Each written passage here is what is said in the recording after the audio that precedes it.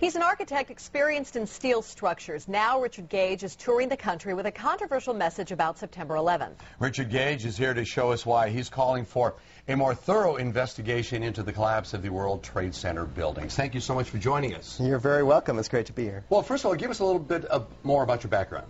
Well, I'm an architect of 20 years, a member of the American Institute of Architects, and have been studying steel-framed, fireproof buildings for about that long. We ask that for clarification because as we get into this, we want people to make sure that you're not just somebody with a wacky idea. Right. Okay? You come with some science to you.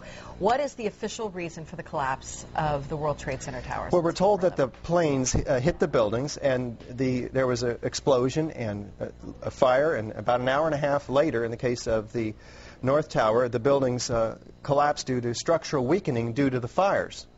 The problem is that we don't have large gradual deformations associated with collapses, and fires in high-rises have never brought down a steel frame high-rise building at all, ever.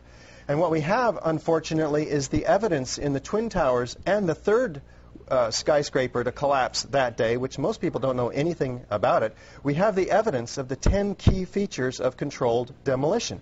In the case of Building 7, it collapses straight down into its own footprint at free fall speed in the first 100 feet. It's dropping, as you can see, symmetrically, smoothly, at free fall speed in the first 100 feet, 2.5 seconds. This is uncanny. There's 40,000 tons of structural steel designed to resist this collapse. Is it, what, a 47-story building? Yeah, this is called Building 7, right a football field away from the Twin Towers. Okay, so what we're showing is left what happened. In fact, right is a controlled where you are using, or the people who made this happen, used demolition. Indeed, and it's a direct comparison. And you can see that, indeed, almost free fall speed, free fall acceleration through 40,000 tons of structural steel. That is uncanny. So we have 700 architects and engineers demanding a new investigation as a result of this evidence and the evidence in the World Trade Center that is very explosive. Almost every architect and engineer we show this information to agrees with us that these are controlled demolitions.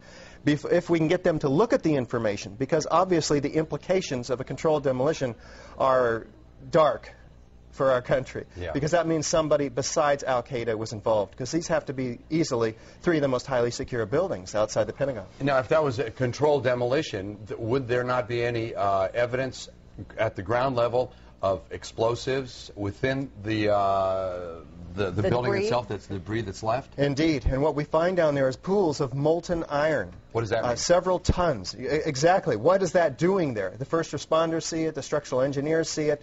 It's documented by FEMA, the melting of steel.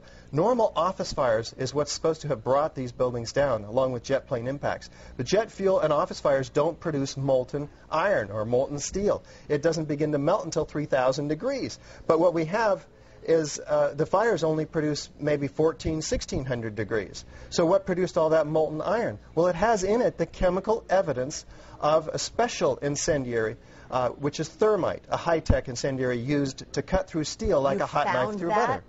Indeed, in all of the dust throughout lower Manhattan, we have a 4 to 6 inch thick layer of this dust, and throughout it we have evidence of tiny spheres, billions of them, several tons of previously molten iron. Well, how does that happen?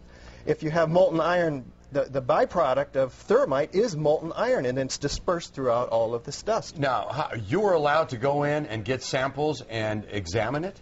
Oh, there's plenty of dust. A lot of people have this dust, and 4 of these samples have been sent to physicist Stephen Jones, formerly of Brigham Young University. And they find in it not only these spheres, which others have found too, USGS, R.J. Lee, doing toxicological studies. These spheres have iron, aluminum, fluorine, manganese, very unusual elements associated only with thermite. And there's small chips of unignited thermite as well. This is very high-tech thermite, nanothermite. It's not found in a cave in Afghanistan. It's produced in very sophisticated Defense Department contracting laboratories. Okay, well, we have an enemy here. That the finger has been pointed to, that this was the work of al-Qaeda. This was the work of Osama bin Laden, at least to get the planes all going into the buildings and into the field in Pennsylvania and into the Pentagon. Is there no way that they then could still be the enemy that placed those in the buildings first and then did the incendiary device via a plane second? Right. Well, what you have to ask is who had access to the buildings? Did al-Qaeda have access to these highly secure buildings? Probably not. Did they have access to sophisticated nanothermite, where the particles are 1,000 times smaller than a human hair? Probably not. Somebody else has to be investigated, and that's why we have 700 architects and engineers demanding a real investigation. We don't have the whole theory as to how this happened, who did it, why. We just lay out the facts like we did last night in the Veterans Memorial Auditorium, and we demand a real investigation. Then they'll find out who, why, how, etc. Okay.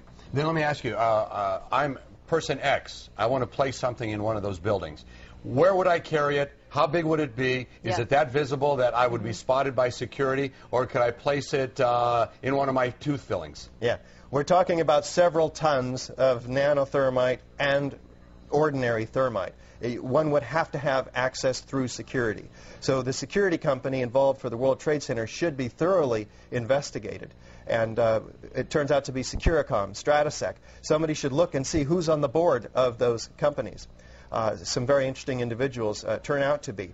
In addition, one would have to have the cover of, say, an elevator modernization, which was, in fact, going on 9 months prior to 9/11, so that there were workers throughout the World Trade Center that had access to the hoistway, which is immediately adjacent to the core columns and beams in the building. You're not trying to freak out the country, but you can't help but feel a little freaked out by this. Yeah, you're getting it. Yeah. And, of course, this is something we want to talk with you about a whole lot more, and we're out of time. But we do have a great deal of information on our website, kmph.com. Thank you very much for your time today. You're so welcome. Thank you for opening up a lot to think about. We'll be right back. Results are in, people. Now, this is my favorite pie chart. You guys are going to love this.